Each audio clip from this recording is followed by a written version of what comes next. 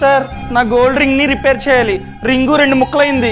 నేనున్నాను రా. ఏంటిది చిన్నపిల్లల ఏడుస్తా? సార్ కంగారు పడకండి, మేమున్నాం, రిపేర్ చేస్తాం. సరే సార్, ఇదిగోండి జాగ్రత్త. సార్ ఈవినింగ్ రండి, ఓకేనా? A few hours later. Sir అయిందా రిపేరు? అయింది సార్, ఇస్తున్నా. బిల్లు బంగారం. Sir thank you. A sir, gold మీద జిఎస్టీ 3% కదా, మీరేంటి 5% వేశారు? రీసెంట్ గా కౌశిక్ కూడా చెప్పాడు, గోల్డ్ మీద జిఎస్టీ 3% మాత్రమే, 5% కాదని చెప్పి. నన్నే మోసం చేద్దాం అనుకుంటారా? ఆగండి, ఇప్పుడే కంప్లైంట్ ఇస్తా. Police police.